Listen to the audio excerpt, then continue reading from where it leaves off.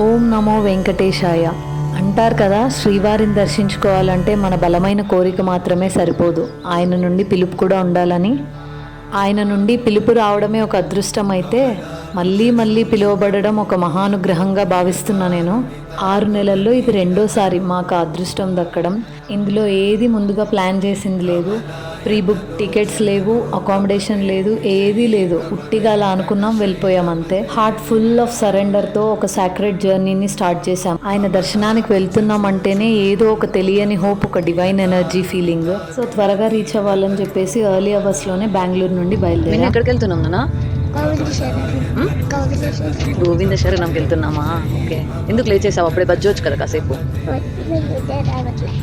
పెద్దగా ట్రాఫిక్ ఏం లేదు, డ్రైవ్ చాలా స్మూత్గా నడుస్తూ త్వరగానే సిటీ కూడా దాటేసాం. ఎర్లీ మార్నింగ్ జర్నీస్ చాలా ప్లెజెంట్గా ఉంటాయి. ఫాగ్ని ఎక్స్పీరియన్స్ చేస్తాం, తర్వాత స్లోగా సన్ రైజ్ అవ్వడం ఎక్స్పీరియన్స్ చేస్తాం. స్లోగా అలా సన్ రైజ్ అవుతూ ఉండడం చూడడం చాలా పీస్ఫుల్గా అనిపిస్తుంది. అందులోనూ హోలీ ప్లేసెస్కి వెళ్తున్నప్పుడు we don't rush for anything. ఏ హడావిడి లేకుండా ఒకే ఫీలింగ్తో, just faith, excitement and complete surrender అనే మైండ్తో వెళ్తాము. ఈ సాక్రెడ్ జర్నీలో మా ఫస్ట్ స్టాప్ కాణిపాకం, వరసిద్ధి వినాయకుని దర్శనం కోసం. 7:30 ఆ టైంకంతా కాణిపాకం చేరిపోయాం.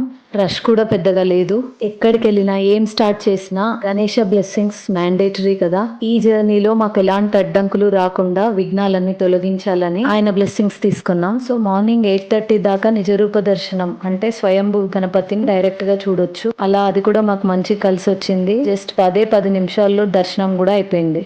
గణేష బ్లెస్సింగ్స్ తో స్టార్ట్ అయిన ఈ ట్రిప్ ఒక మంచి స్పిరిచువల్ స్టార్ట్ నిచ్చింది మాకు. సో దర్శనం అయిపోయి బయటకు వచ్చిన తర్వాత మేము ఎప్పుడు చూడలేదు, అటువైపు ఇంకో టెంపుల్ ఉంది, చాలా బాగుంది టెంపుల్. గోపురం నుండి ఎంటర్ అవ్వగానే ఎదురుగా శివపార్వతులు, అటు ఇటు వినాయకుడు, కార్తికేయుడు, మధ్యలో నంది, చుట్టూ మధ్యలో వేరే వేరే అవతారాల్లో ఉన్న గణేష. చాలా చక్కగా ఉంది. గుడి లోపలికి వెళ్ళి శివుని దర్శనం చేసుకొని ఇంకా అక్కడ నుండి కోనేరు దగ్గరకు వచ్చేసాము. దర్శనం అయిపోయాక కోనేట్లో మునగలేం కాబట్టి తల మీద 3 సార్లు అలా నీళ్లు జల్లుకున్నాం.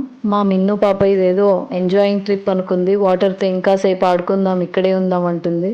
కోనేట్లో వాటర్ కూడా చాలా క్లియర్గా ఉన్నాయి. ఒక 10 నిమిషాలు అక్కడ స్పెండ్ చేసి ఇంకా తిరుమలకి లేట్ అవుతుంది అని చెప్పి స్టార్ట్ అయిపోయి, ఏ గుడికి వెళ్ళినా దర్శనం చేసుకోవడం ఎంత మ్యాండేటరీయో, ఆ రోజుకి తన కళ్ళకు నచ్చిన టాయ్ కొనుక్కోవడం కూడా అంతే మ్యాండేటరీ మా మిన్ను పాప. ఎందుకు మంచి మంచి బొమ్మలు ఉన్నా అది తీసుకున్నావు?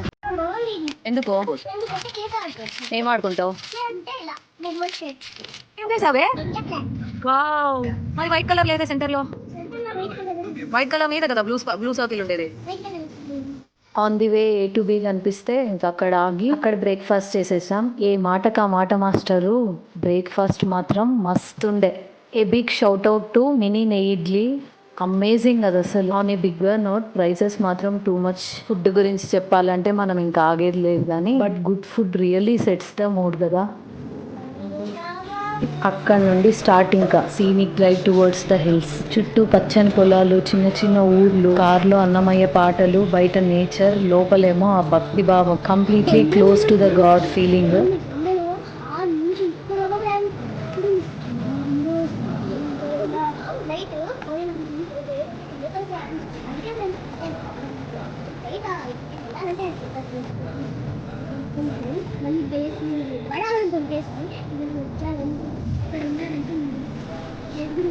తిరుపతికి ఆల్మోస్ట్ దగ్గరగా వెళ్ళిన తర్వాత వెంకటేశ్వర స్వామి ఫేస్ కనిపించేలాగా ఒక కొండ ఉంటుంది. న్యాచురల్ గా ఎలా ఫామ్ అయిందో తెలియదు కానీ నిజంగా ఒక మిరాకిల్ లాగా అనిపిస్తుంది. అచ్చంగా ఆయనలాగే కళ్ళు, ఆ గోవింద నామము, ముక్కు, పెదవులు, క్రౌన్, నిజంగానే ఎదురుగా శ్రీవారి ముఖాన్ని చూస్తున్న అనుభూతి. అది డీప్లీ డివోషనల్ వైబ్స్. ఎదురుగా ఒక పెద్ద గోపురం కనిపించింది. అక్కడ నుండి పక్కనే గరుడ వెల్కమ్స్ us విత్ నమస్కారం అంటే అలిపిరి వచ్చేసింది. The first mile stone towards Vaikuntham. Pre book tickets ఏవి లేవని చెప్పా కదా, సో మాకున్న ఆప్షన్ ఒకటి SST టోకన్స్. సో ఇవి 3 ప్లేసెస్లో కడతారు, శ్రీనివాసం, విష్ణు నివాసం అండ్ భూదేవి కాంప్లెక్స్. శ్రీనివాసం, విష్ణు నివాసంలో ఎక్కువ మంది ఉంటారని చెప్పేసి మేము భూదేవి కాంప్లెక్స్కి వెళ్ళాము అలిపిరి దగ్గర. అరౌండ్ 1 o'clock SST టోకన్స్ క్యూలోకి ఎంటర్ అయ్యాం. 2కి ఇవ్వడం స్టార్ట్ చేశారు. మాకు నెక్స్ట్ డే మార్నింగ్కి స్లాట్ వచ్చింది దర్శనానికి. ఇంకా తిరుమలకి స్టార్ట్ అయ్యాం. అలిపిరి దగ్గర స్టార్ట్ అవుతుంది ఒక మోస్ట్ డివైన్ ఫీలింగ్. అలా తిరుమలకి వెళ్తున్నంతసేపు ఆ స్పిరిచువల్ ఎనర్జీ గ్రో అవుతూనే ఉంటుంది. ముందుకెళ్తున్న కొద్దీ మనసంతా లైట్ అయిపోతూ వరల్డ్లీ రెస్పాన్సిబిలిటీస్ అన్నీ వదిలేసి రోడ్డుకు రెండు పక్కల గోవింద నామాలు, ఎదురుగా బస్ మీద కూడా సర్వం గోవిందమయం. ఎక్కడికి వెళ్తున్నావు? గోవింద శరణానికి వెళ్తున్నావా? ప్రతి హెయిర్ పిన్ బెండ్ క్రాస్ అవుతున్నంతసేపు వీఆర్ క్లోజర్ టు హెవెన్ అనే ఫీలింగ్. తిరుమలలో అడుగు పెట్టగానే ఆ ఫీలింగ్ ఉంటుందే, అడుగడుగు మనకి శ్రీవారి సన్నిధికి ఆహ్వానం పలుకుతున్నట్టుగా అనిపిస్తుంది. Tirumala the most sacred place on the earth. Annamayya సినిమాలో అమ్మవారే దిగి వచ్చి చెప్తారు కదా, అణువణువు శ్రీ మహావిష్ణువు ఉంటారని. నిజంగా ఫీల్ అవుతాం మనం అక్కడ ఉన్నంతసేపు. ఎక్కడికి వచ్చావు? తిరుమల రీచ్ అయిన వెంటనే రూమ్ బుక్ చేసుకోవడానికి వెళ్ళాం. మాకు సప్తగిరి గెస్ట్ హౌస్లో రూమ్ వచ్చింది. సో డైరెక్ట్గా అక్కడికి వెళ్ళి రూమ్ చెకింగ్ చేసాం. ఎలాగో దర్శనం నెక్స్ట్ డే మార్నింగ్ కాబట్టి మాకు చాలా టైం ఉంది. ప్రతిసారి వచ్చిన వెంటనే దర్శనానికి వెళ్ళడం, దర్శనం అయిపోయిన తర్వాత రిటర్న్ బయలుదేరడం. ఈసారి మాకు మంచిగా టైం కలిసి వచ్చింది కాబట్టి ఆనంద నిలయం సరౌండింగ్స్ అన్ని ఎక్స్ప్లోర్ చేద్దాం అనుకున్నాం. సో ఫస్ట్ రూమ్ చెకింగ్ చేసేసి ఫ్రెష్ అప్ అయిపోయి ఇంకా అక్కడ నుండి స్టార్ట్ అయ్యాం. స్వామివారిని దర్శించుకునే కన్నా ముందే క్షేత్రపాలకుడైన భూవరాహ స్వామిని దర్శించుకోవాలి అని అంటారు కదా. అదే తొలి దర్శనం, తొలి పూజ, తొలి నైవేద్యం ఆయనకే జరుగుతాయి అన్నట్టుగా మేము కూడా వరాహస్వామి దర్శనానికి వెళ్ళాము. ఫస్ట్ అక్కడ క్యూ కూడా చాలా తక్కువగా ఉండే, నైట్ టైం కాబట్టి. ఇంకా వరాహస్వామి దర్శనం అయిపోయిన తర్వాత వెంగమాంబ అన్నప్రసాద నిలయంకి వెళ్ళాము. కొన్ని వేల మందితో కలిసి ఒకే వరుసలో కూర్చోవడం, ఒకే అన్నం, ఒకే ఆశీర్వాదం. అక్కడ రిచ్ లేదు, పూర్ లేదు, అందరూ ఒక్కటే. ప్రతి ఒక్కరు స్వామివారి భక్తులే. ఈక్వాలిటీ అంటే ఇలాంటి చోటే కనిపిస్తుందని చెప్పాలి. ఫుడ్ సింపుల్ అయినప్పటికీ నిజంగా అమృతం లాగా అనిపిస్తుంది. ఆ టేస్ట్ లో ఒక డివైనిటీ ఉంటుంది. ఆకలి తీరడం మాత్రమే కాదు, మనసుకి తృప్తినిచ్చే ప్రసాదం ఇది.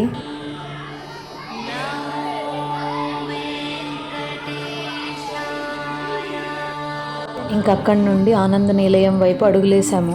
ఆ గుడి ముందు ఆ ప్రాంగణం మొత్తం వేల మంది భక్తులు, ఎక్కడెక్కడి వాళ్ళు ఎక్కడెక్కడి నుంచో వచ్చి ఉంటారు. కానీ అందరి డెస్టినేషన్ మాత్రం ఒకటే, ఆయన్ని చూడడం. దర్శనం పూర్తి అయిపోయిందని సంతోషపడే వాళ్ళు కొందరైతే దర్శనం ఇంకెప్పుడవుతుందో అని ఎదురు చూసే వాళ్ళు ఇంకొంతమంది.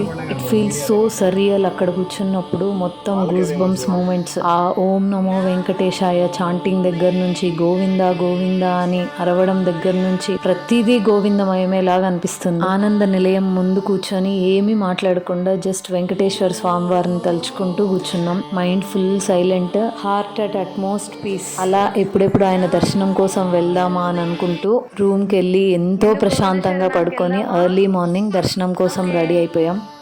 ఎర్లీ మార్నింగ్ తిరుమల అంటే అసలు వర్డ్సే సరిపోవు కదా చెప్పాలంటే ఆ వైబ్ గురించి. ఒక పక్క ఓం నమో వెంకటేశాయ చాంటింగ్, ఒక పక్క సుప్రభాతం, ఆ సౌండ్స్ గోవింద గోవింద అని ఎకోస్, ప్రతి సౌండ్లో డివోషన్. ప్రతి మూమెంట్ గూస్ బంప్స్ మూమెంటే తిరుమలలో ఉన్నంతసేపు. ఎస్పెషలీ ఎర్లీ మార్నింగ్స్ చాలా మ్యాజికల్గా అనిపిస్తుంది. అండ్ ఆ వైబ్రేషన్స్ మనలో చాలా చాలా బాగుంటుంది. ఆ ఫీలింగ్ వర్ణనాతీతం. ఎస్ఎస్డి టోకన్ క్యూ లైన్లోకి ఎంటర్ అయ్యాము. Queue line and compartment total 2 to 2.5 hours అయింది. ఆ తర్వాత దర్శనం 1 hour, టోటల్ 3 hours పట్టింది. చుట్టూ మొత్తం క్రౌడ్స్. ఆ క్యూ లైన్స్లో ఉన్నంతసేపు మనకు పేషెన్స్ టెస్ట్ అవుతూనే ఉంటుంది.